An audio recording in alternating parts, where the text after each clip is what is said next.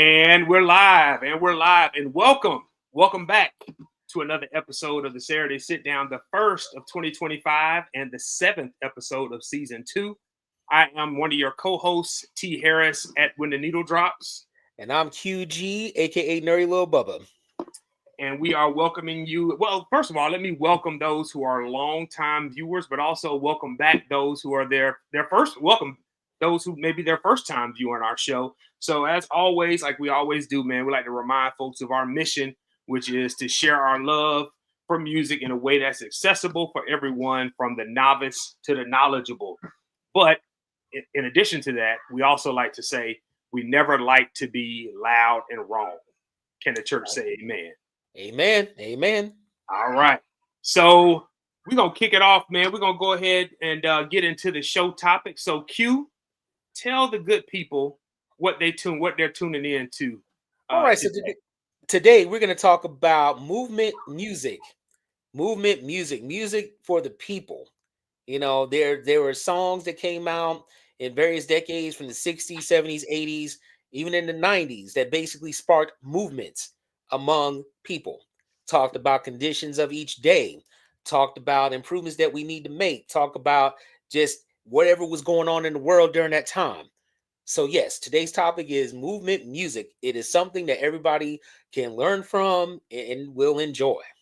Absolutely, man. Good descriptor there, man. So we're basically going to look into the songs, and not just the songs, but just kind of talk about in general how music just plays a part in raising awareness of various social, political, and cultural issues. Because oftentimes music is the voice for the voiceless. Yes. People may not be able to speak up and speak their mind, but sometimes music does that for them. So that's what we're going to talk about today. So before we get into that, man, we're going to kick it off with a little history of movement music, so to speak. So doing my research prior to the show, me looking down at my notes. So basically, movement music kind of started out as folk music, okay? Early 20th century, folk music was sort of seen as a vehicle for social commentary. Its storytelling made it ideal to address political, social, and cultural issues such as poverty, civil rights, and war. So a couple of the first notable movement music songs or songs that were leaning politically were Woody Guthrie's This Land Is Your Land. Now, when we were kids, I don't know if you remember, Q, but when we were kids, man, this was a song that was sung in like elementary school music classes. Yep, I remember. Or in courses. So it sort of became this patriotic theme, but the initial idea behind the song was that it was a critique of inequality and racism in this country. So it captured, see your face? Wow. Yeah. So it actually, the songwriter, Woody Guthrie, as I referenced before, this was his way of sort of sharing what was going on with working class Americans in marginalized communities. And he was very vocal about that. But the song has sort of took on another meaning because now the song is more of a patriotic anthem. And here's the thing. Let me say this, okay? You can still speak your mind and speak out and be considered patriotic. Yes. Just saying, okay? So the next song, which actually was released prior to Woody Guthrie's This Land Is Your Land, was Strange Fruit by none other than Miss Billie Holiday. Yep. Okay. This song was, it predated the civil rights movement, but it spoke about the lynchings that were occurring in the South. Okay. So, and going back, but also looking beyond folk music, we're going to fast forward about 20 years or so to the civil rights movement. And you had anthems that came out of the civil rights movement. And these were songs that sort of rallied people together and called for equality. And these are songs like Sam Cooke's A Change Is Gonna Come, yep.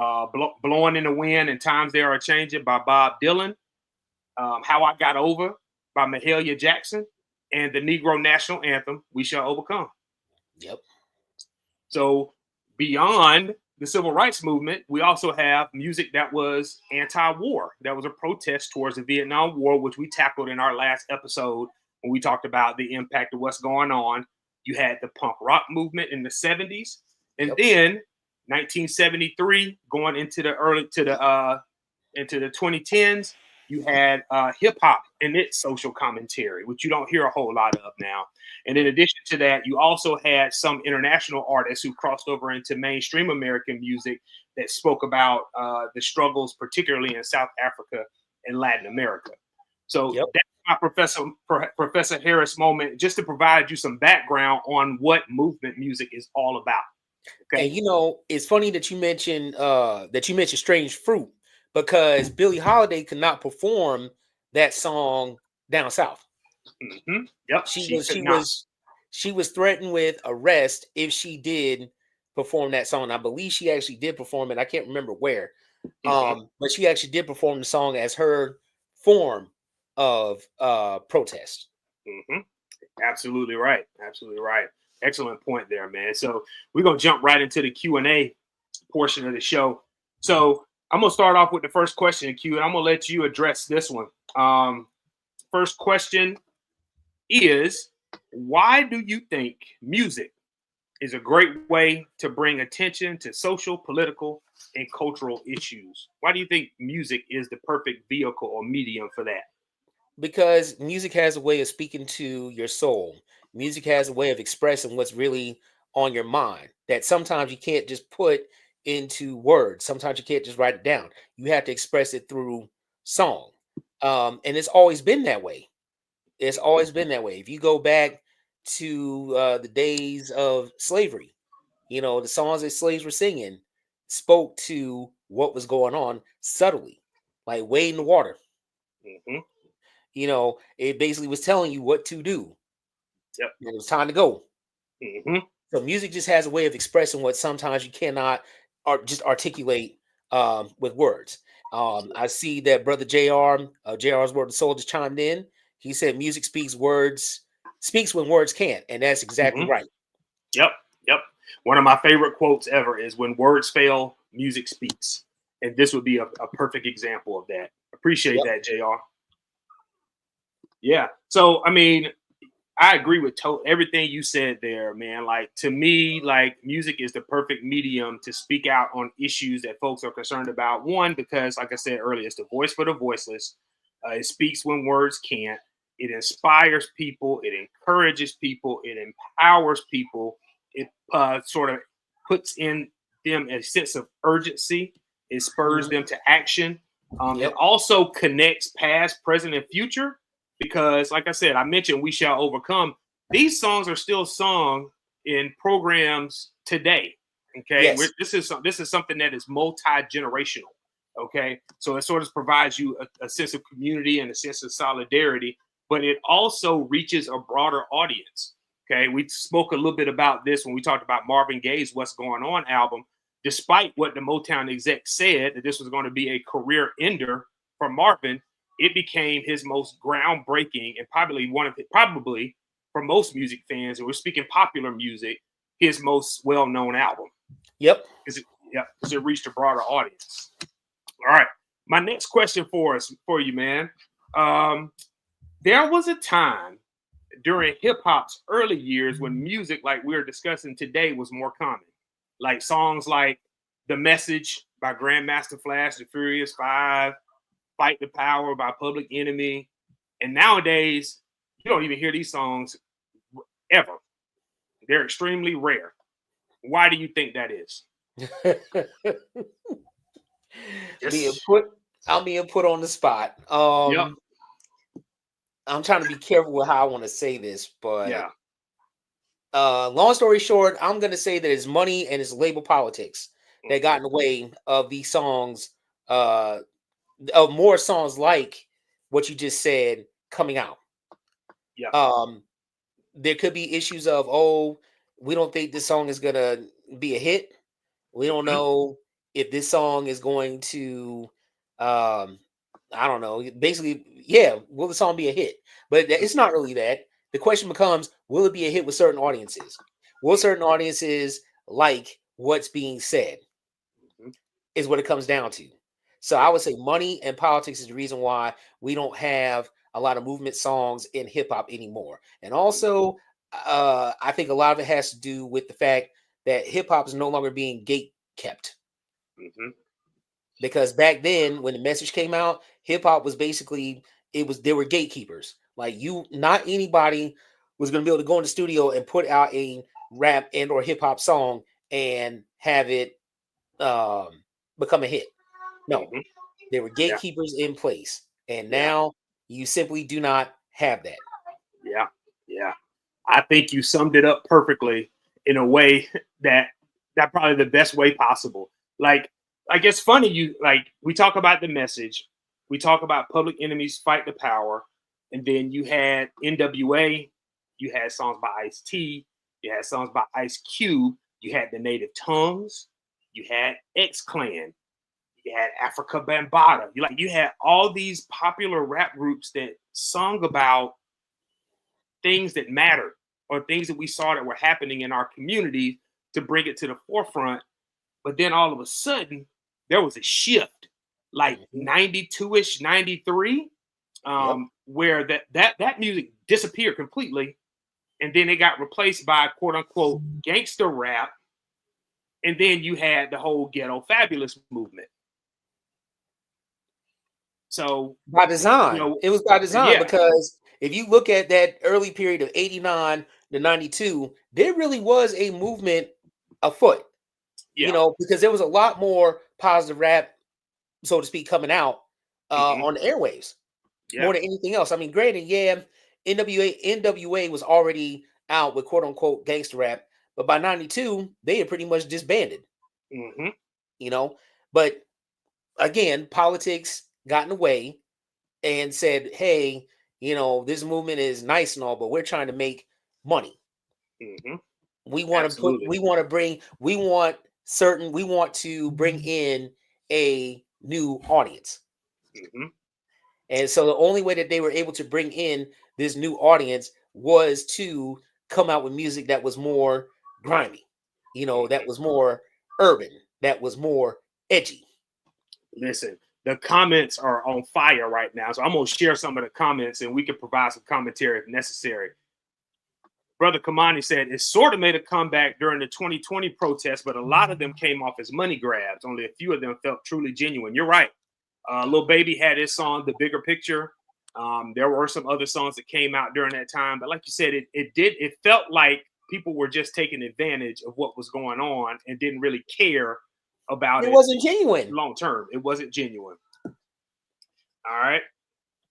Our brother Akim, he said, to put it simply, it comes down to the same old politics and musical segregation between pop music and black music. Even today, R&B and hip hop don't get the same kind of push as pop music. And it's not going to. No. It's not going to. Yeah.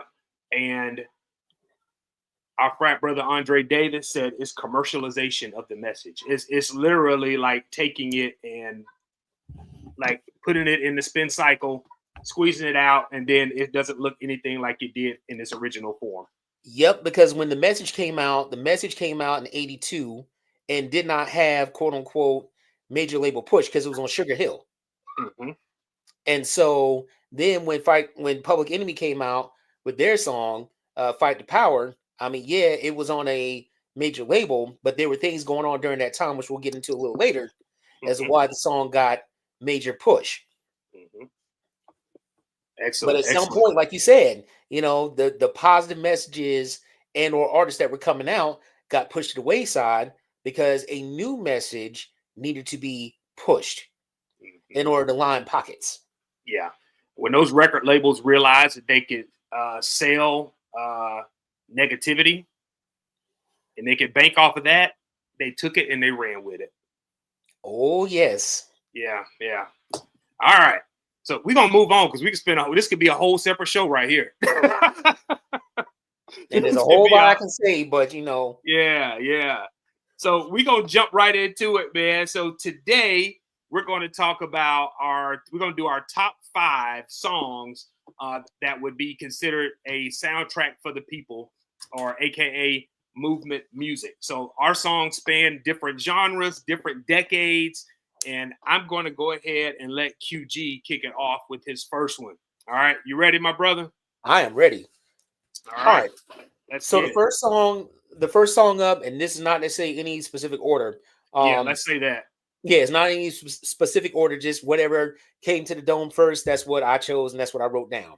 So, first song is "The Revolution Will Not Be Televised" by the one and only late great Gil Scott-Heron, 1971, Flying Dutchman Records, and it was off of the "Pieces of a Man" album.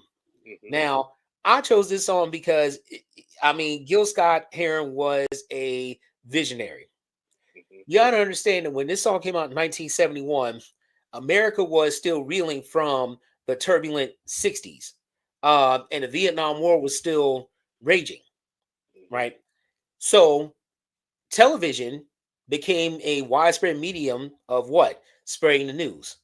Television also became a way of people, it almost became a form of escapism because of all the sitcoms and shows that were out. So people were basically being, I mean, at that point, just about every house in America had a television of some sort. So, what better way to distract people from what's going on by using television? There was a lyric in the song, and I wish I had it pulled up. I'll see if I can pull it up here shortly. But there was a lyric in the song that basically said, you know, to the point, something about getting up and going to get a beer. You don't want to necessarily do that. Let me see if I can pull it up. Yeah, go ahead and pull that up. Yeah. But anyway, but Gil Scott-Heron was a vision. He was a visionary. He was basically the original rapper. He was a poetic rapper. Yep. If you listen to all his albums up until a certain point, he was a rapper, and he rapped over jazz beats. The label that he was signed with at the time, Flying Dutchman, was a jazz label.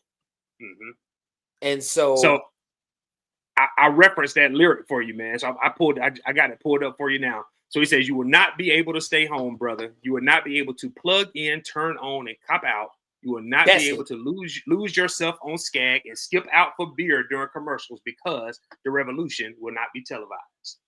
Right. Yeah. And so they're basically he's saying there ain't no time for leisure. You need to be paying attention to what's going on around you, because what you're seeing on TV and what you're taking in and absorbing for entertainment, that ain't it. It's what's happening outside these doors, man. Right.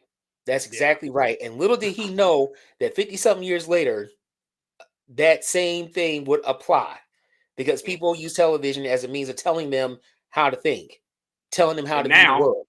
Now, what do they use? And now you got your smartphone. You don't even need a television. Nah, you don't. It's right there in front of your face. You got a TV in your pocket. Yep, you can just TV in your pocket. Push a button, pull up an app, boom. Whatever you want to see, whatever you want to consume is right there in the palm of your hand, whether right, wrong, or otherwise.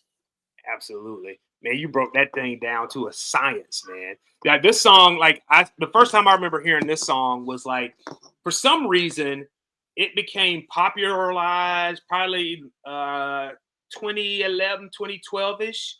You would see, I know Shonda Rhimes in Scandal used it. It's in one of her episodes. Like she was good about putting like really good soul music in her shows. And like I remember hearing this and I was like, okay.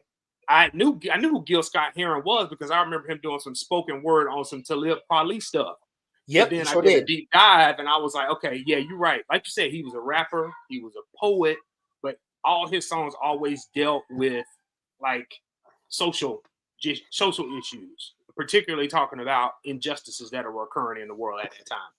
Yep, and he was actually on, I believe he was on Ghostface's first album, Iron Man. He was on the song All That I Got Is You. So yeah, so Gil Scott-Heron, rest in peace, was the original rapper. So yeah, excellent choice, man. Like we said, these aren't in no particular order. I'm just gonna share a comment. Brother JR said that's what you call a timeless record because it's still relevant. Yeah. Oh, buddy. Yes, it is. Yeah, it is. Yeah, it is. All right. So my number one is this song came out in 2006 from the album Continuum. From a lead singer, it was a lead single from the album Continuum. And this was a departure from what this young man had typically sung about. A lot of his songs were sort of devoted to the lady, so to speak. I know his first number one hit was a song called Your Body is a Wonderland. So this was a departure from what he had done before. And this song is none other than "Waiting on the World to Change" by John Mayer. I absolutely love this song, and the reason why I love this song because we were probably around the same age as John Mayer when this song dropped. Yep. I was 26 at the time. What you were there? 28. About 28, yeah. Yeah, I kept this song on heavy rotation. It was also like basically this song is sort of our generation's response to what was going on in the world at that time. Like basically, we were kind of apathetic. Like we were saying, we're gonna sit around and wait for the world to change because the older folks don't want us involved. So when it's our turn to get involved, we will. But right now, we're gonna sit and wait and let you do y'all's job. Yep. Yeah. And this song, like I said, is soulful, it's bluesy. Like I said, it's almost like the words I wrote down. I said it's an apology for being apathetic. Like I'm telling, I can't help it. You know, he says in the song, me and all my friends were all misunderstood. You know, Yep. So love this song. I kept this in heavy rotation. I saw somebody else in the comments said the same thing. You and I talked about it when we shared our list, but this is a song that was in heavy rotation because I could relate to it. Oh yeah, me too. Me too. Yeah. I mean, the minute I heard it, I was like, wow. Yeah. The lyric that stood out to me was it says, "Now we see everything that's going wrong with the world and those who lead it. We just feel like we don't have the means to rise above and beat it." And here we are, almost 20 years since the release of this song, and all of us are in our 40s now, and many of us still feel the same way. Yeah, I was just about to say, yeah. Yeah. Like you fight, and eventually you just get tired. Yep. Yeah. So we're gonna keep on waiting. But one day we'll see it. We'll see it change. And that's what he's saying. You know, he said one day our generation will come to rule the nations, but in the meantime, we're just gonna keep on waiting. Yeah, that's about all we can do. Although I Yeah. question that lyric of generations changing the nation, because yeah. Yeah. So one thing he talks about was, you know, that the time the wars in Iraq and Afghanistan were still going on, and he talks a little bit about that. And of course, the critics, like some of the critics loved the song, some of the critics hated it. Yep. Like they basically told him he should have stuck to what he was doing before. But as we've seen, anytime somebody who's in the entertainment field does something outside of their norm or strays from the formula, that's the kind of kickback they get. It's almost like that. It's almost like the whole like shut up and dribble thing. Like it's okay, you know, people are capable of tying their shoes and chewing bubble gum at the same time. You know, right. You can still be good at your job, but also be okay with speaking out on things that are of concern. So I'm gonna get off my soapbox with that, and we're gonna go to your number 2, my brother. All right, so number 2, we're going with Mr. none other than the late great Robert Nesta Bob Marley and the Wailers with "War." This came out in 1976 on Tough Gong Island Records, and it was from the album. I just had the album pulled up. I think it was Rastaman Vibration. That's it. And so this song, I mean, when the first time I heard it about maybe 10, 15 years ago, so I'm mad late. But the lyrics that stuck out to me was until, and let me try to do it in Bob style. Until the philosophy which holds one race superior and another inferior is finally and permanently discredited and abandoned. Everywhere is warm. That lyric always stood out to me about this song. Yeah. You have to understand that when Bob created this song in 1976, Jamaica was in the throes of a major political war. Like it was bad. It was very bad, to the point where somebody tried to assassinate Bob, and I knew that before seeing the movie. Yeah. And he had to leave Jamaica to go to London just to survive. So he wasn't even in Jamaica when he wrote this song. But it speaks to, I guess, the war that has always been ongoing, where one, Mm-hmm. thinks they're superior, and the other thinks of the other one as being inferior. Sadly, nothing has changed. Mm-hmm. Nothing's changed. Yeah. In over So 40 years, I almost 50 love years, nothing changed. I love the lyric. I love the lyric on here that says, give me a second, I had it pulled up. He says that until there are no longer first class and second class citizens of any nation, until the color of a man's skin is no more significant than the color of his eyes, and until basic rights are equally guaranteed to all, Hmm. without regard to race. So, man, that's one thing about Bob Marley, man. He had so many songs that spoke to what was going on in the world at that time. Um, that brother knew his history. Like, you got songs like Buffalo Soldier, you got songs like Hmm. War, you got Redemption song, you got Get Up, Stand Up. Like, Yep. he had some Stone Cold jams, but also songs that spoke to what was going on at the time. And Yes. unfortunately, Yes. unfortunately, like, I don't know what happened, but there was this shift like late 90s, early 2000s, where folks who love to partake in a particular green leafy substance fell in love with Bob Marley, but his music is so much more than that. Yes. because because Yeah. Bob was an advocate of said substance, some people only took that as, oh, music to partake in. But the same people, in Yeah. my opinion, never really listened to the lyrics. Because if they actually listened to the lyrics, they Mhm. would understand what he really was truly about and what he really was discussing. But as with all Yeah. things, it's only people only see surface level and not deeper. Yeah. Yeah. Yeah. Listen to the songs. I want to give a shout out to one of my college professors. I'm not gonna mention his name here, but one thing we that's how I learned so much about Bob Marley. One, he loved Bob Marley's music, and he would play it in class. We did a unit on Caribbean social movements, and we did a whole class on like Bob Marley's music and the meaning behind it, man. And it blew my mind, man. And this guy was up there talking about that. He knew his stuff too. Hmm. Yeah. Yeah, I mean the song is just awesome, and like I said, people really just take the time to just listen to what Bob is saying. Mhm. Everywhere is war. Everywhere is war. No matter where you are, Yeah. everywhere is war, All and right. we've actually seen this play out.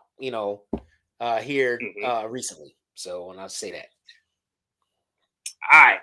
We're gonna go to my number two. My number two is from one of my favorite bands. Uh, and this is from their album. Pull that out. The Heat Is On, yep. released in 1975. And it is the first song on side one. And it's super funky. And it's called Fight the Power by the Isley Brothers. Boom, boom, boom, And boom, boom, boom, yeah, boom, boom, boom, one of boom, the boom. funkiest opening guitar lines of any song ever. Hmm. Um, Ernie Isley actually wrote this song and presented it to his brothers. This is I always call this the 3x3 era of the Hmm. Isley brothers, because that's when they added Jasper Isley Jasper to the group, and their music Yep. went, yeah. So the Isley brothers became household names once that era started. But this song is funny because this is one of their more popular songs. I was looking up the Hmm. charting on this. Is a number one R&B hit.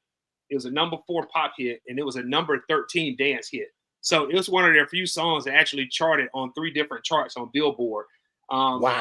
You want me to tell you the controversy behind this song? Not the Yes. message. The folks The wasn't mad controversy. about the message. They were mad because he used the word, and I quote, he said bullshit in the Yep. song. That was Yep. more controversial than the actual message of the song Yep. at the time, Yep. because nobody cursed in their songs, and there was no such thing as political as parental advisory labels. Right. Yeah, Especially during but that time. yeah. So Ronald Isley, when they said when he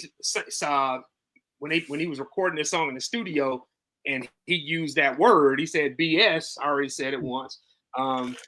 They asked him why he said it. He said it's because, and I quote, "It needed to be said, and the people needed to hear it." Yeah, You know, that song, the one lyric that stands out for me is when he says, "They say I play my music just a little too loud." yeah. You know, And then I tried to talking about it, and I got the big runaround. yep, Yep. And then when I rolled with the punches, I got knocked on the ground with all the BS going down.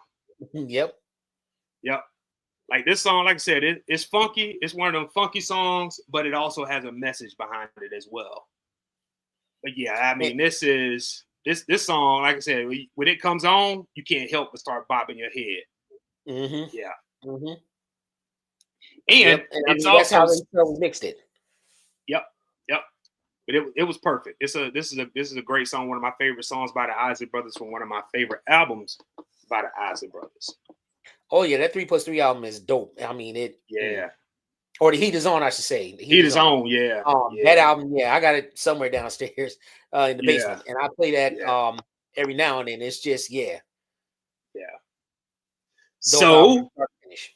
oh yeah, for sure, for sure. But yeah, that's like I said. I think this was probably the first song of this type of nature that the Isley Brothers had done. I also learned that "Harvest for the World," which is a song that has a message behind it too, was supposed to be on this album, but they waited and they put that out on the next album of the same title. Okay, and Yeah. that was a smart thing to do, in Mm-hmm. my opinion. You know, Yeah. All right. You ready for your number 3? I'm ready for my number 3. All right, All so right. my number 3 is by none other than the late great Miss Nina Simone, who says, "To be young, gifted, and black." Mm-hmm. That song, every time I hear, now let me go all the way back. Let me spin this back. So the very first time I heard, oh, and by the way, just follow, that song came out originally 1969, in which she sang it at the Harlem Cultural Festival, which was kind of like a um, I don't want to say antithesis, but it was like a black Woodstock. Yes, it was. Yep. It was a black Woodstock, and she originally debuted that song there.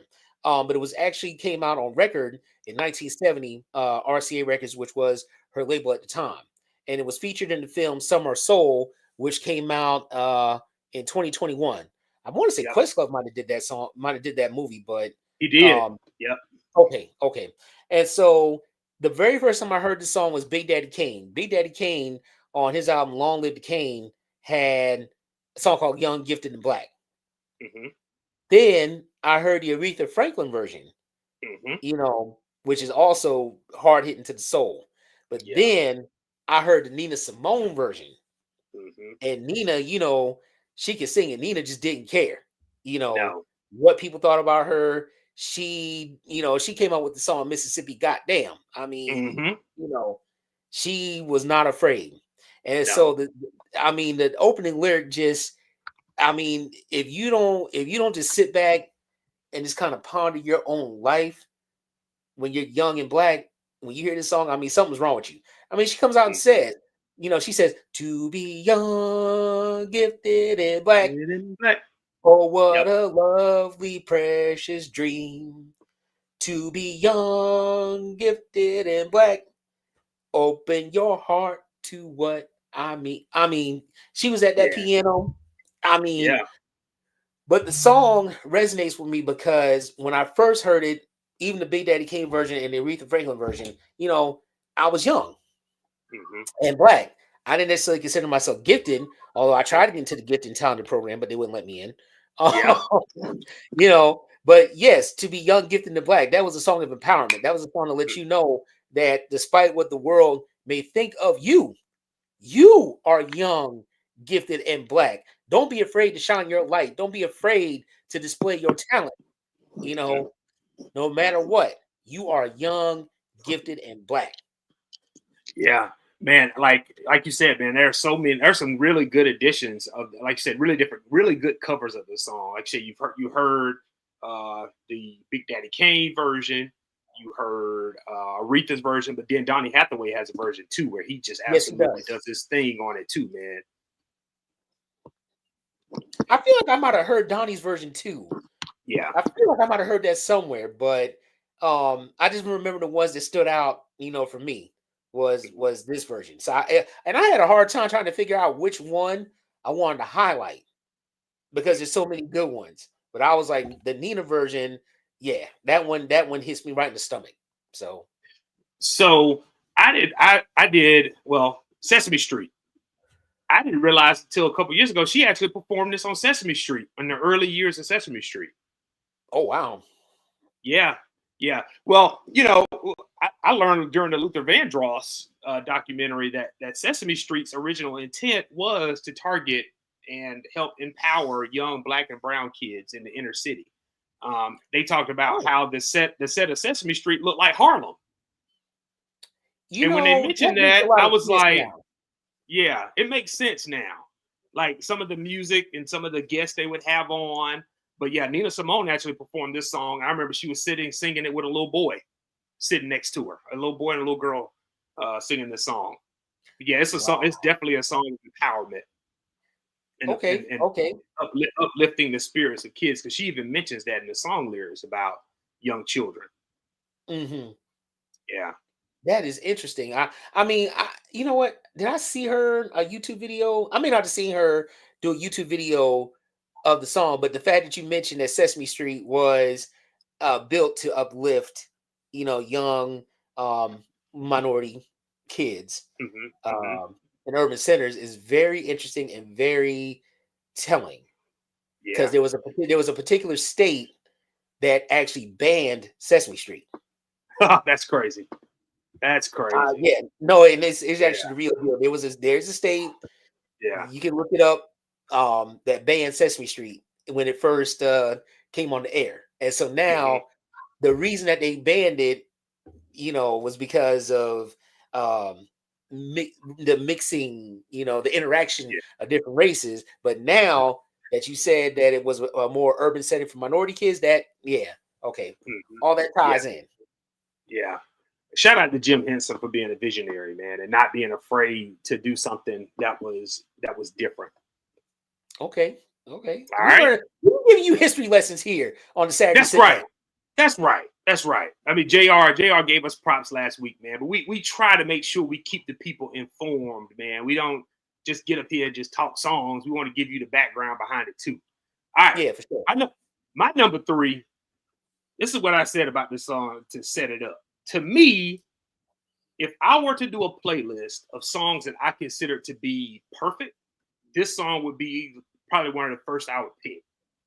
It's a motivational anthem. Um, this song right here, when I was going through some personal struggles several years back, this song became my daily mantra. I would listen to this song over and over again. I would repeat these particular lyrics over and over again. And those lyrics are, give me a second. I want to make sure I say them correctly. Uh, Hmm. give me a second. Don't give up and don't give in. Although it seems you'll never win, you will always pass the test as long as you keep your head to the sky, face towards Hmm. the sky. And the name of this song is Optimistic by the Sounds of Blackness. Hmm. That. Oh So, yeah. Yeah. yeah, yeah, yeah. This song to me, like I said, I consider this to be a national anthem, man. It Um, is. Produced by Jimmy Jam, Terry Lewis, co-written by Gary Hines, who was one of the co-founders of A Sounds of Blackness, who's been around for over almost 50 years now.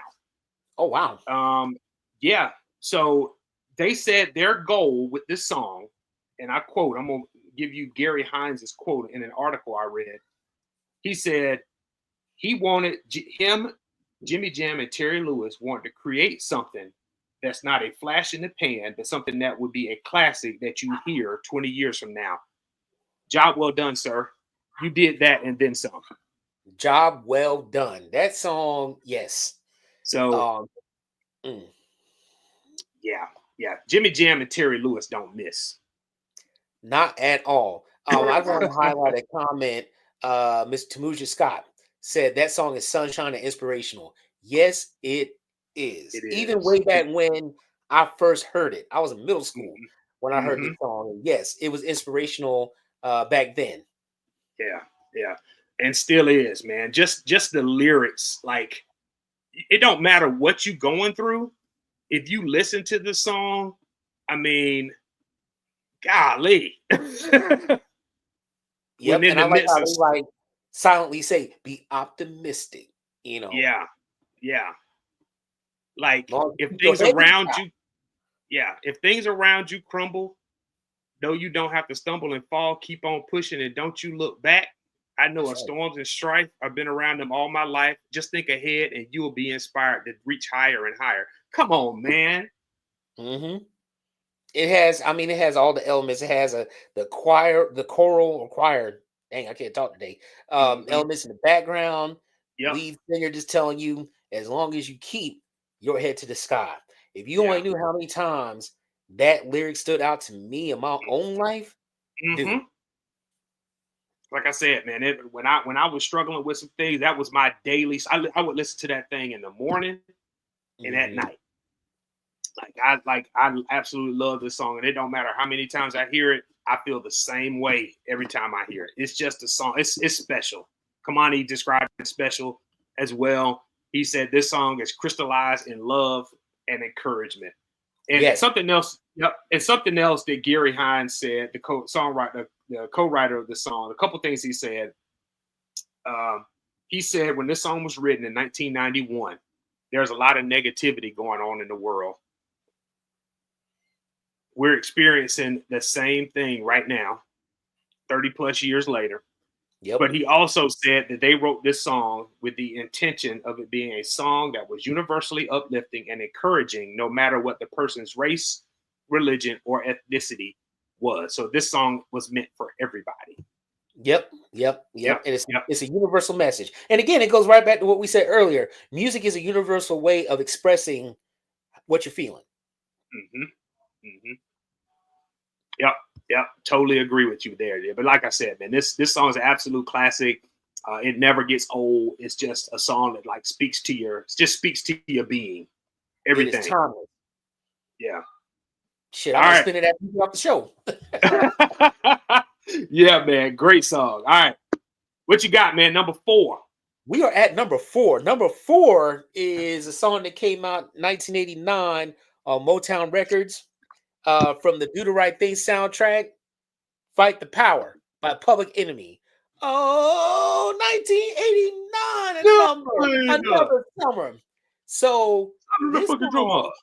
this song is hard hitting. I mean, off Yes. top. You know what I'm Yeah. saying? This is how they cue it up. Yeah. And then if you look at what was going on in 1989 when this song came out, you had, Hmm. well, first of all, you had the movie Do the Right Thing, Spike Lee joint, Hmm. Yep.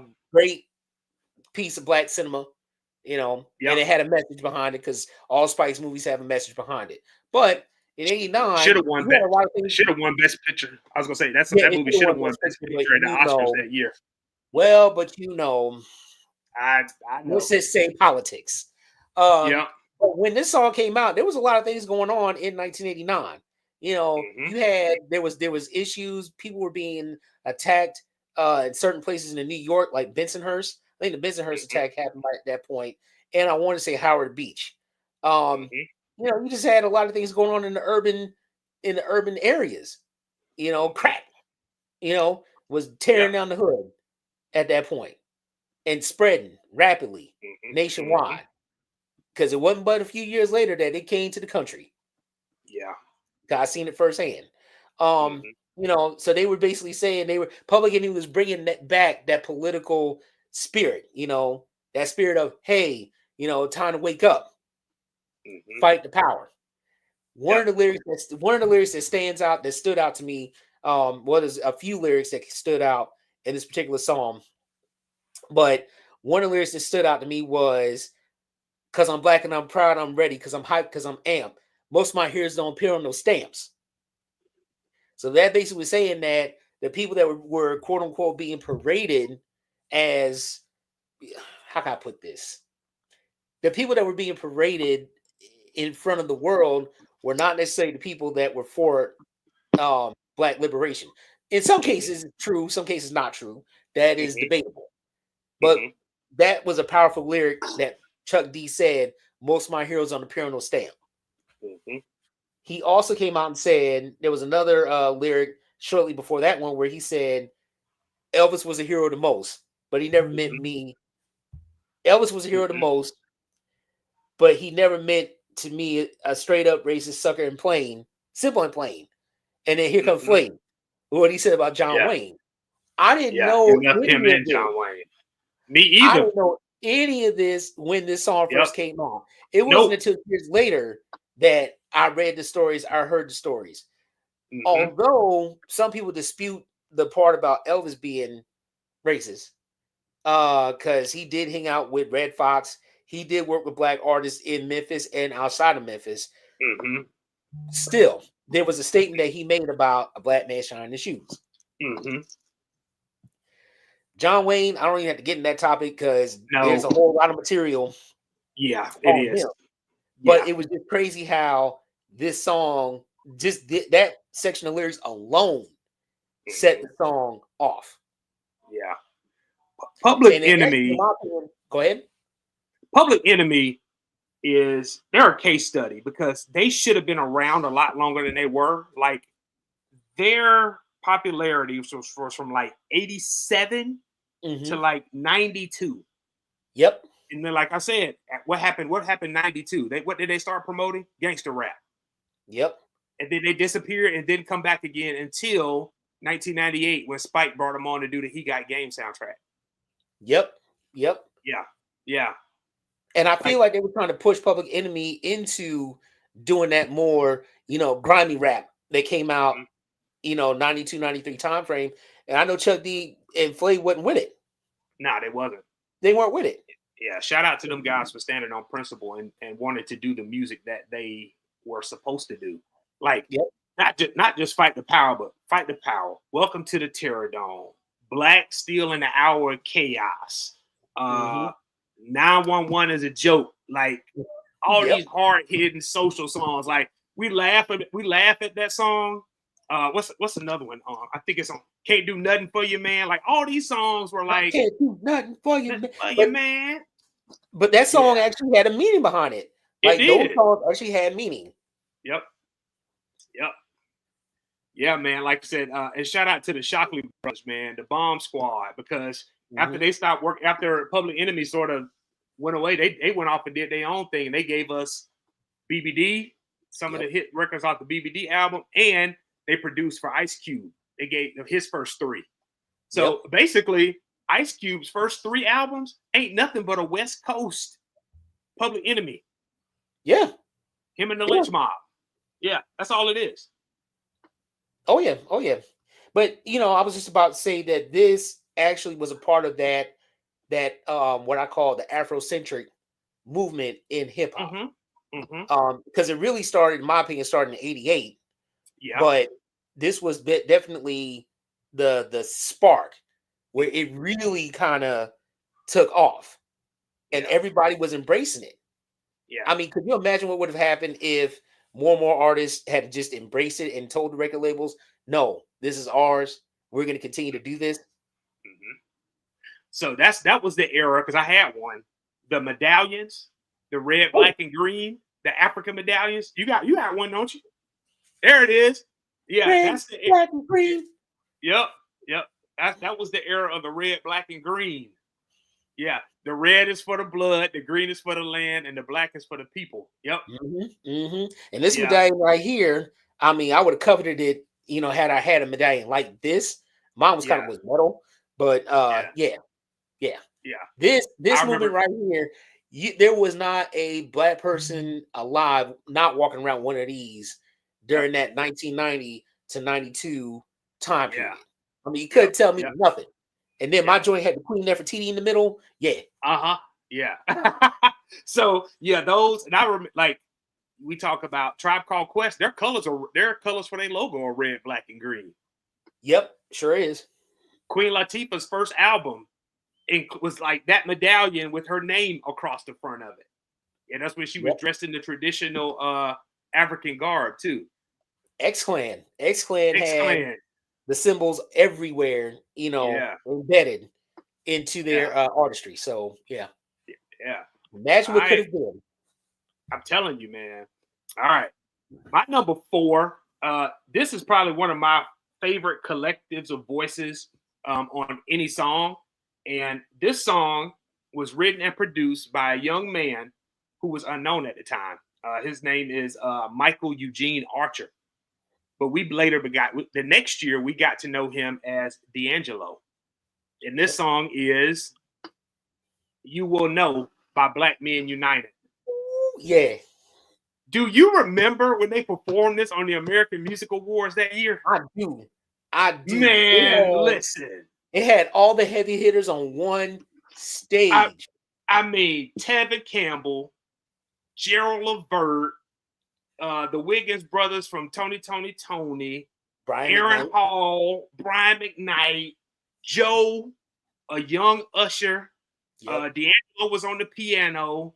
Yep. The brothers from After 7, like it was like basically the who's who of black male performers did this song.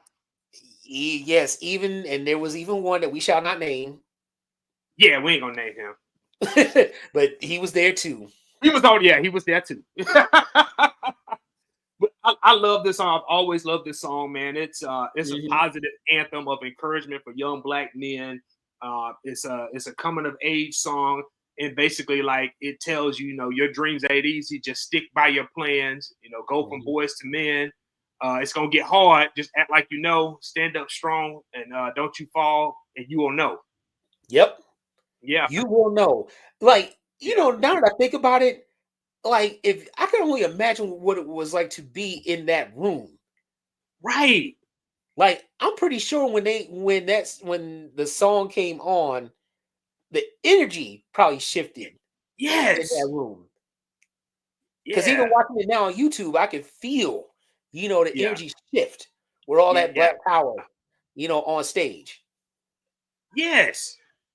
Like, we will probably never see a collective of black male singers who are successful at their craft at that time all get together and do a song like this again for a cause, because the donation, like, actually all the sales and proceeds of this song went to the United Negro College Fund, the Rwanda Relief Aid, because things were going down to Rwanda at the time, and the Children's Defense Fund.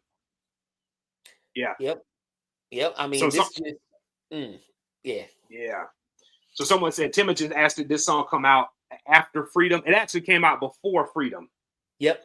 Yeah. So there was a female version of this called Freedom from the Panther soundtrack. That movie was directed by Mario Van Peebles. Yep. Yeah, man. Like, I mean, let me find. There's a particular lyric in here, and we've all been here. And I'm thinking back now because Kamani basically said it was the 95 American Music Awards, and I remember watching that. Yeah. And that song spoke to me so too. deeply as a 15, 16. I might have been 16 already, depending upon when it came out. Yeah. And that song spoke to me deeply at that point. Yeah. Like, listen to this, man. This is a part that we can all relate to. Like, and then I grew older and I saw what's to see, that the world is full of pain, and then my dreams, they left me. And then I got stronger inside of pain. And that's when I picked up the pieces and I regained my name. And I fought hard, y'all, to call by my place. And right now you can ask me and it all seems in vain. Dog, I got chills reading that, man. Because we've all been there before. You will know. Like, yeah, you will know. Yeah. Yeah, man. Dope record. This song was actually on the Jason's Lyric soundtrack, 1994, Mercury Records. Yep, sure is. Yeah. Back when movie soundtracks were as good or better than the movie itself. Yep. Because I never used to buy soundtracks like that until that mid-90s period, when you had so many that was coming out. And they were all good. No, man. They were all good. All good. Like I said, sometimes they were even better than the movie itself. Yep. All right. So we already at 5, man. This one right here. Go ahead. Go ahead and promo it. While you promo it, I'm gonna go find it on the shelf. Go ahead. Okay. All right. So my number 5 song, this one is definitely a heavy hitter. We've all heard it at some point in time when it first came out, many years after it came out, and to this day, it still applies. My number 5 song is none other than Self-Destruction by Stop the Violence Movement. Came out in 1989 on Jive Records. So just as a little history behind this song, in 1988, KRS-One started the Stop the Violence movement. Mm-hmm. At that point in time, there was a lot of violence that occurred at both within the community, and when I say community, our community, as well as at hip hop shows, to the point where I want to say it was like 1987, Run DMC performed at Madison Square Garden. There was a spate of violence that happened at that show. Madison Square Garden banned all hip hop and rap shows from the arena for over 20 years after that incident occurred. So KRS-One came out with Stop the Violence Movement, and then in 1989 came out with a true posse cut. Proceeds to the tune of $100,000 was donated to the National Urban League. This song had you're talking, it had Boogie Down Productions, of course, because they were on Jive. Cool Mo D, he was on Jive. Heavy D, MC Light, D Nice, Just Ice, Dougie Fresh. Dougie Fresh was on there. I want to say Stetson Sonic, who I also Sonic. Yep. I mean, you had a heavy hitting posse cut. Chuck D, Public Enemy was on there. Oh, yep, Public Enemy. Yep. Let's not forget they were on there too. Yes. Yeah. The lyric that always stood out to me was Kumo D's. Kumo D said at the end of his lyric, he said, "I never had to run from the Ku Klux Klan, and I shouldn't have to run from a black man." Because that's self-destruction. We're headed for self-destruction. Let me tell you something. Those words, I mean, no truer words were spoken. Because again, when this song came out, there was a lot of violence happening in our community. You had drugs that was tearing up our community, which also played into the violence. Mm-hmm. You also had, that's when the 3 strikes law, I think, had just, I want to say 3 strikes law had just came out. So a lot of people were being locked up left and right behind this. Yeah. It's aggravating to me that over 30 years later, we're still talking about the same thing. Yep. Growing up in the 90s and early 2000s, well, let me spin this back. In the 90s, when I was in school at the University of South Carolina, we had a DJ named DJ Shaquise Beast. Yep. Whenever something jumped off at a party, you know what he would play to kind of stop it? He would play this song, Self-Destruction. When Shaquise played Self-Destruction, the lights would be on. Whoever was fighting, they would have to get out. Yeah. There was another lyric in the song, I think it was MC Light's lyric, where she basically talked about, getting funky fresh dress, ready to party. You paid a whole $10, but you got a razor blade taped to your collar. Mm-hmm. That spoke to me also because, again, mid-90s, early 2000s, during my hanging out days, you would go out and you would be partying, having a good time. But at a certain point, depending upon where you were, you had to leave because you knew what was going to happen. Or sometimes you would just be in there partying, all of a sudden something jumps off and you literally could be running for your life. Mm-hmm. Because there were times where I had to run for my life. Yeah. Hanging out in certain places. Okay. Yeah. But it's just sad that over 30 years later, we're still having to deal with the same issues. Although I don't go out anymore, and especially to club, we still got to deal with the same issues. So I wish that somebody would do a modern day, kind of posse cut, even if they want to bring back the originals. Bring back the originals, man. Yeah. Our brother Aaron, bring back the originals because I don't know if the new generation would be able to bring that same fire. Yeah. This song, like you said, we were kids when this came out. Like this was when I really started getting into rap music. This was a staple on Yo MTV Raps and Rap City. Like 89. Like I remember I used to look every time I would run into the room if I heard this come on just to watch the video. Yep. Yeah. Yep. I mean, So, yeah, basically the message of the song is like we got to stop destroying ourselves from within, and sadly, it's still happening, man. yep. Yep. And Yeah, matter of fact, even on the Public Enemy, at the end of their lyric, they said we got to keep ourselves in check. yep, yep, yep. So yeah, so we To just evolve to self respect because we got to keep ourselves in check, or else it's yep, self destruction. yep, yep. And so yeah, so hopefully this song is still relevant even now. I think it should get more airplay, and maybe one day we'll realize that we need to stop self destructing. And that's This it. That's all I got to say. this right here, man. This song is special. That's yeah, yeah. It's classic. Yep. Heavy D said it best, and we're gonna wrap it up on this. But he said, "Take heed before I lead to what I'm saying, or we all be on our knees praying." Yep. Yep. Yep. All right. So we on. Was that our what number was that, man? That's number 5. So you That was on number 5. 5. I'm on 5. All Yep. right. So I talked briefly about this song last week on our Saturday Sit Down Short. This was actually the third and final single from Marvin Gaye's "What's Going On" album, and it's the perfect like final single off this album, and it's "Inner City Blues." Make me want to holler. And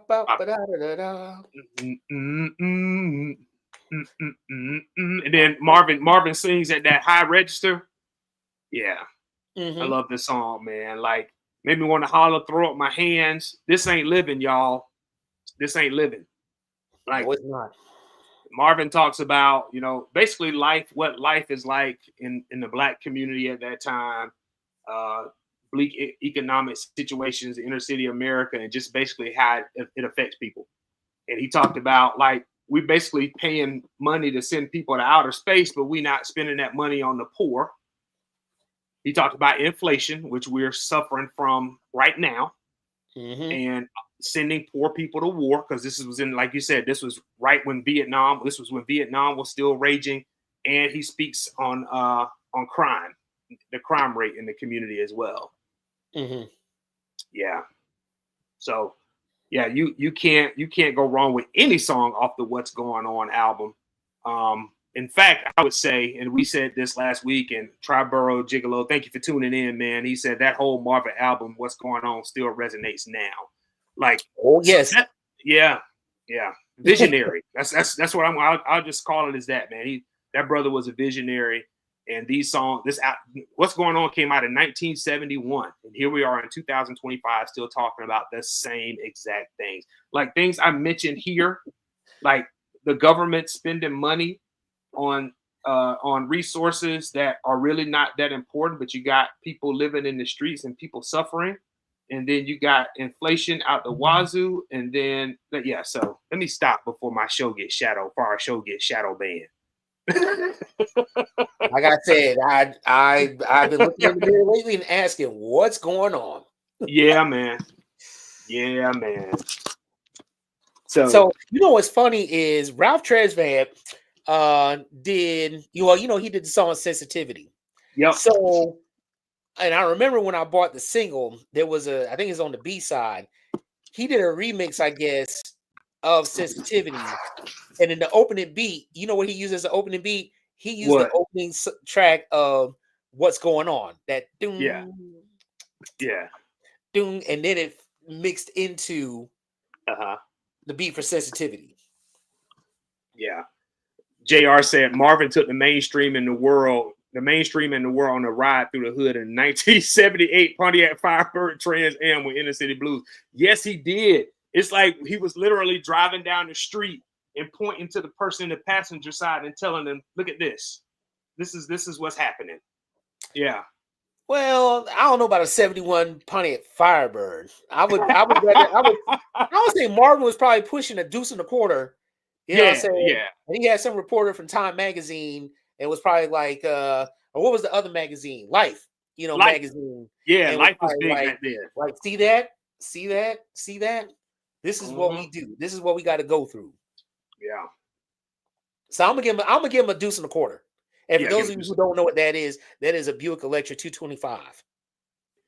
And at the end of the song, the part of this song that gives me chills is when he says, "Everybody thinks we wrong, and who are they to judge us? Like he says it over and over and over again. At the end, it sort of just it fades out perfectly, like every song does on that album. Telling you that album's hard hitting. I know I'm gonna be spinning it, probably tomorrow on Monday. So Yeah. Yeah, we just talked about it.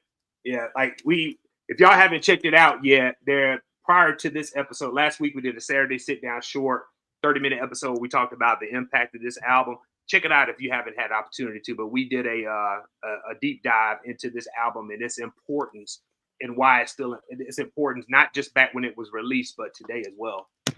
Yep, for sure. All right, so let's give the people a quick recap before we get into our songs that didn't make the cut. All right.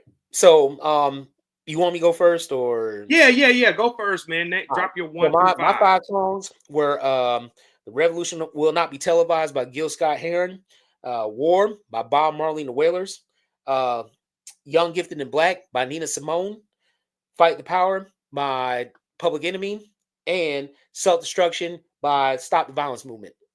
All right. So my number 1 was "Waiting on the World to Change" by John Mayer, "Fight the Power" by the Isley Brothers, "Optimistic" by Sounds of Blackness, "You Will Know" by Black Men United, and then "Inner City Blues Make Me Want to Holler" by Marvin Gaye. So let's talk about the songs that didn't make the cut that we also like to refer to our honorable mentions list. So Q, what you got, man?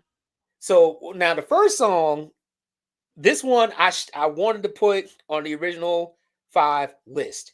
I did not, because I thought that TH would put it on his list. You did. This is a song because you know how I feel about Stevie Wonder, man. This song is a song that we both agree, is a classic. So rather than try to put it on each one of our lists collectively, this song should have probably been on both of our lists. It really should have. It is "Living for the City" by Stevie Wonder. Man. That song right there. So I remember growing up, I would only hear like the single version, but that's it. Full long play version of that song. Yeah, like, he goes there. He goes there. Yep. At the end of the song. Yep.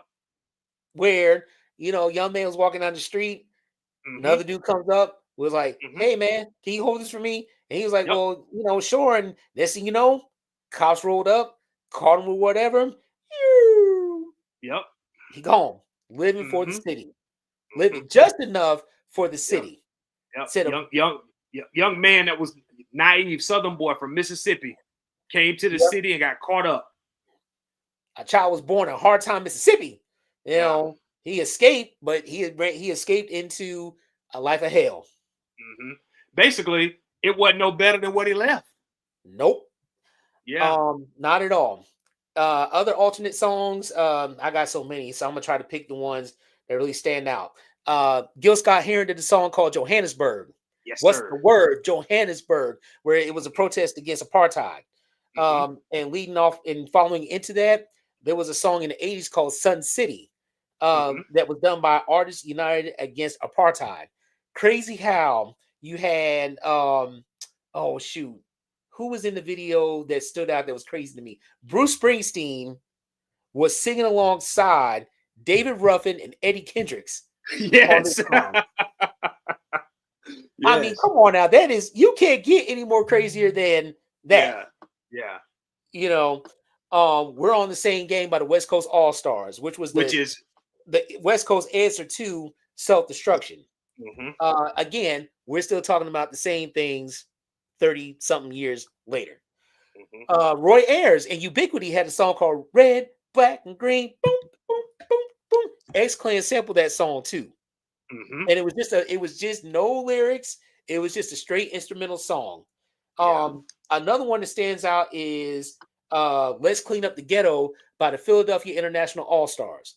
And that song came out in 1977, where they just talked about, hey, let's clean up the ghetto. Had the OJs, had Lou Rawls, Bunny Sigler. It was somebody else on there too. But basically, it was all the stars, Teddy Pendergrass, all the stars of Philadelphia International came together to sing this song. And finally, the last one that probably should have made the list, again, me and TH should have had this on both our lists was none other than "Happy Birthday" by the one and Yes. only Mr. Stevie Wonder. Yes. So okay. Okay, let me try to say this in a nice way possible. That's why I stopped myself a couple times. I had to pause. There are people who did not know that "Happy Birthday" was a song dedicated to Dr. Martin Luther King. They thought it was just the black version of "Happy Birthday." Nope. No, it became that. All we do is sing the chorus. But if you listen to the song, it's dedicated to Dr. Martin Luther King because they wanted to bring awareness to the possibility of there being a national holiday for him, which was signed into law in 1982. So 2 years after the song was on Stevie Wonder's Hotter Than July album. And it actually didn't become official until, well, implemented until 1985. And there's another song surrounding that called "Sing Sing Holiday." They had Curtis Blow, the Fat Boys, and I can't remember who else. But yes. So again, movement music. Yes.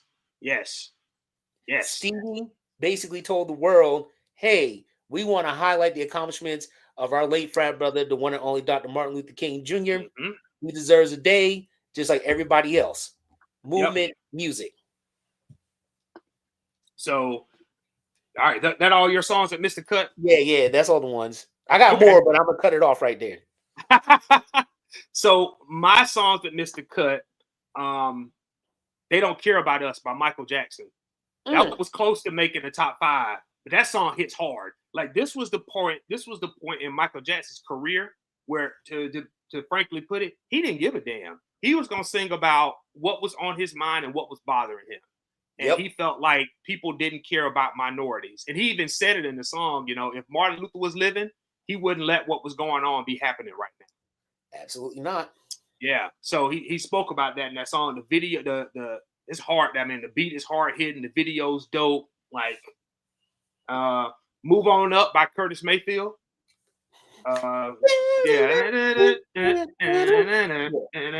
Yep. "Move On Up." We talked about "Living for the City" already. Stevie Wonder, there was a span where he had politically driven songs on almost every album. Like we talked about "Happy Birthday." We talked about "Living for the City." "You Haven't Done Nothing." He's Mr. Know-It-All. The song "Black Man." Yep. "Love's in Need of Love Today." Yep.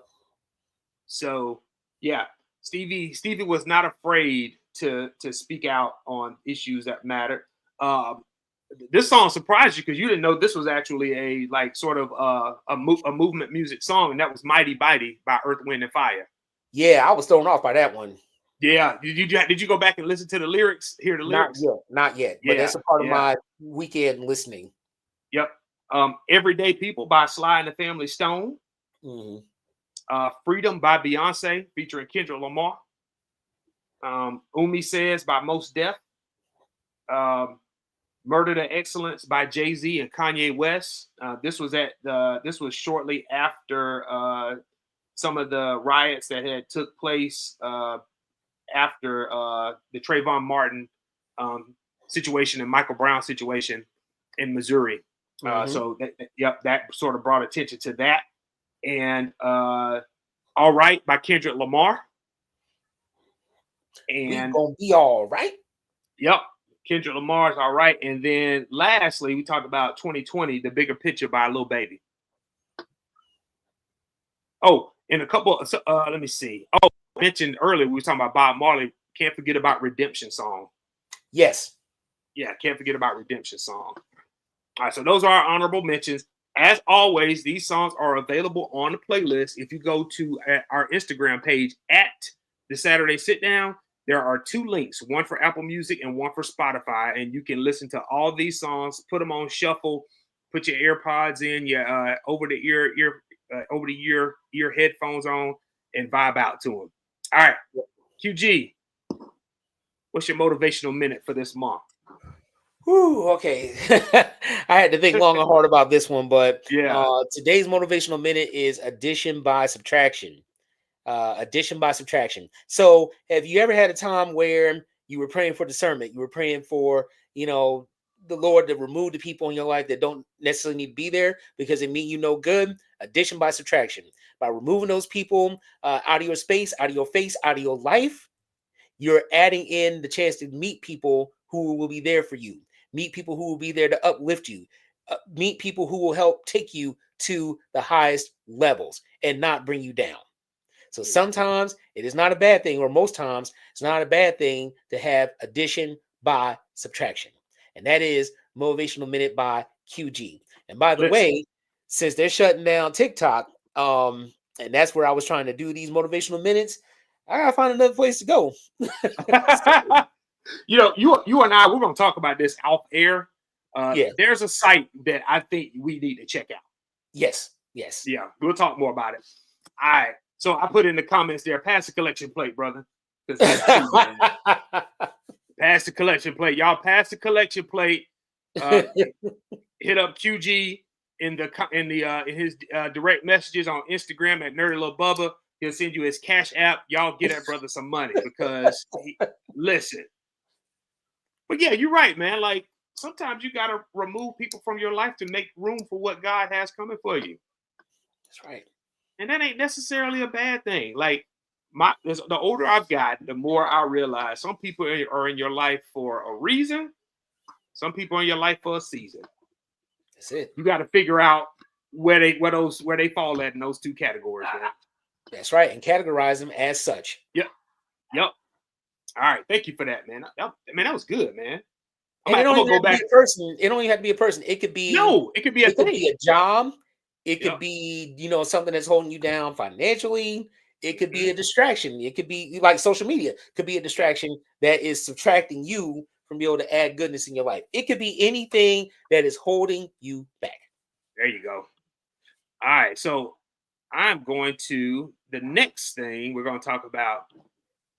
I want to give a shout out to all our Divine Nine brothers and sisters who celebrated the Founders Day in the month of January. And of the 9 organizations, Black Greek letter organizations, 4 of them celebrate their Founders Day in January. So I know we have viewers and supporters who are members of each of these organizations. So I felt like I needed to give them a shout out. So starting January 1st, the Brothers of Kappa Alpha Psi. January 9th, the Brothers of Phi Beta Sigma. January 13th, the Sophisticated Ladies of Alpha Kappa Alpha Sorority Incorporated. And January 16th, the young ladies of Zeta Phi Beta Sorority Incorporated. I think you're missing one. Who I miss? I think you're missing one, bro. I don't think so. Wait a minute. You sure? I'm positive. You sure about that? Here we go. That's why we do this show on our computer so we can fact check. You sure about that? Because I know some. Because I mean, you might have to sleep with one eye open if you don't get this right. Oh my God! I'm trying to look out for you, bro. I'm your brother. Let me go back and correct that. I want to make sure that you be able to do the next show. That's all I'm trying to do. A member of one of these organizations actually lives in my house, and she's my wife and the mother of my children. And their founders date, correction, January 13th. The Devastating Divas of Delta Sigma Theta, of which my wife is a member. I'm sorry, Dave. Look at this. Hey, man. I deserve that. January 13th, Delta Sigma Theta's founding date. January 15th, Alpha Kappa Alpha Sorority Incorporated. Dang. We're going ahead and make that reservation to Hall's Chop House. Yeah. I owe you. Dang. Or smoked. That's where I took the bite when I was in Columbia. So, you saved me, Q. Look at this one. Hold on.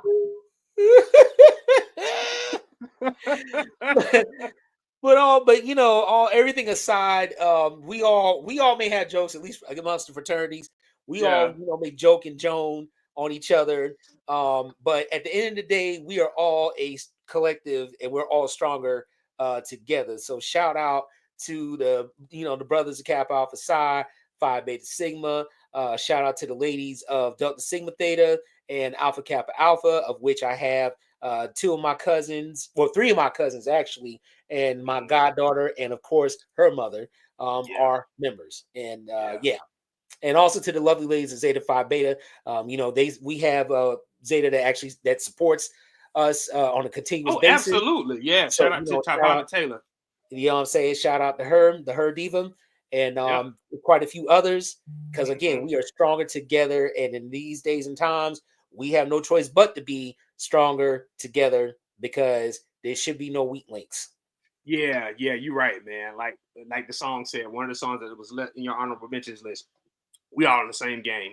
At the end of the day, our job is to uplift the community, man. So that's right. Listen, man, we got some shout outs, man.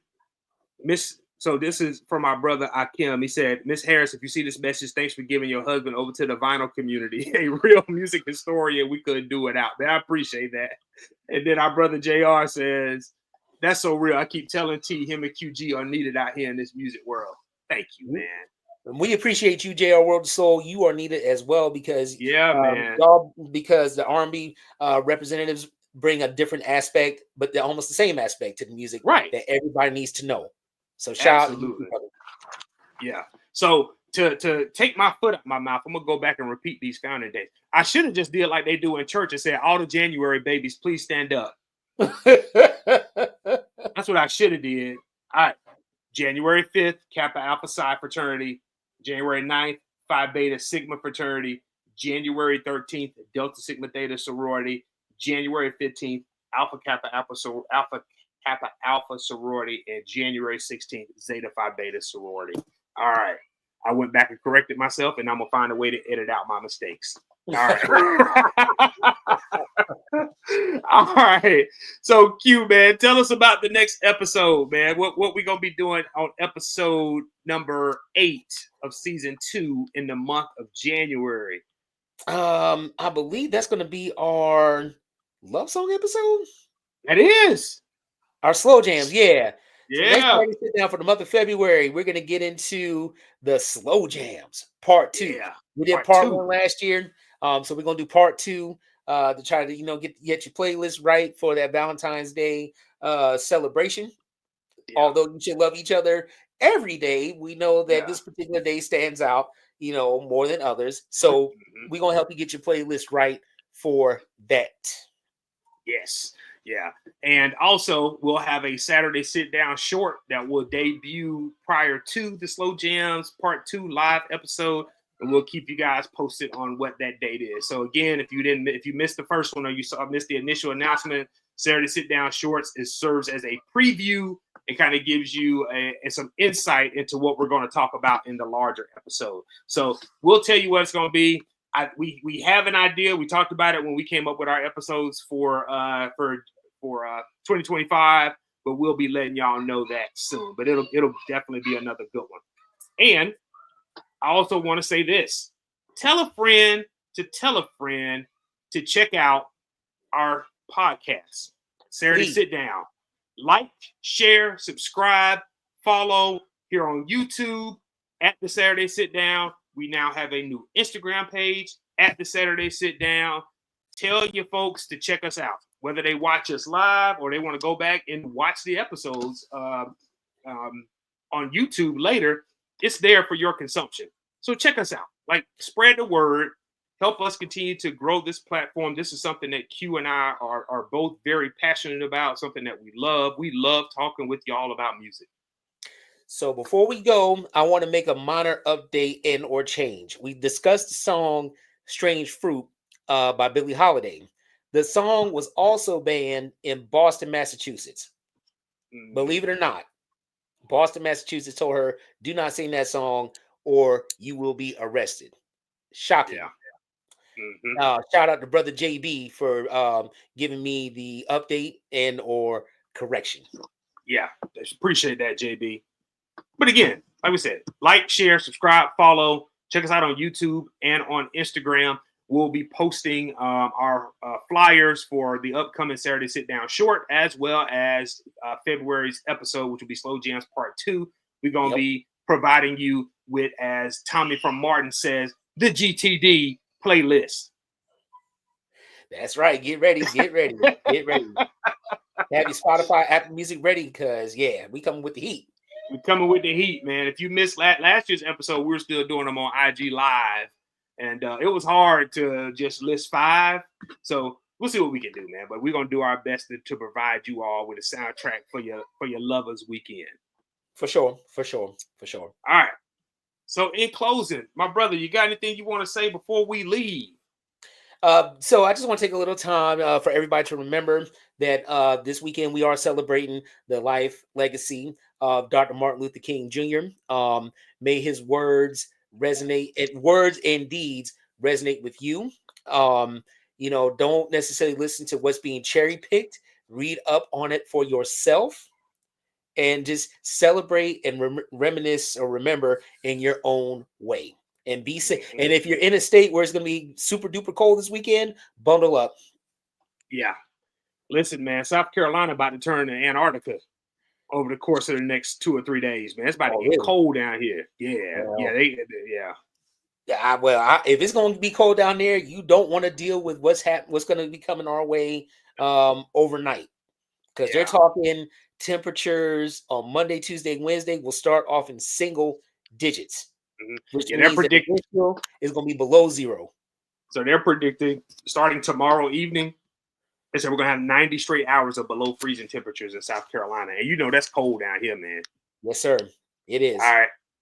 So what I wanted to do before we close is I want to give a shout out to our brothers, our brother and sister, JR and Elise. Tomorrow, y'all check them out, man. 2 p.m. here on YouTube Live. They're doing a live episode. It is their 100th episode of Catch That. Okay. So y'all check them out tomorrow, man. Q and I've been lucky enough to have been on Catch That before. So if y'all are a fan of the R&B reps, check them out on YouTube tomorrow, man. I'm looking forward to tuning into that, man. I know it's going to be definitely be in the place to be to celebrate brother JR and sister Elise because they are doing yeoman's work, letting the world know about soul and R&B. Yes, sir. Yes, sir. Yeah. Thank y'all for that. That's big. Yep. JR, we'll be in touch, man. We got something we want to collaborate with you and Elise on coming up here soon. Oh yeah. Yeah. All right. But again, thank y'all for tuning in. As always, we appreciate your support, whether you've been with us from day one or you tuned in for the first time tonight. Again, like, share, subscribe, follow us here on YouTube at The Saturday Sit Down and also on Instagram at The Saturday Sit Down. So with that being said, y'all have a beautiful night, an outstanding weekend. Y'all bundle up if it's going to be warm, and may God continue to bless every single one of y'all. I'm signing off. I am T. Harris. And I'm QG, a.k.a. Nerdy Lil Bubba. Y'all all take right. care. Y'all have a good night. Peace.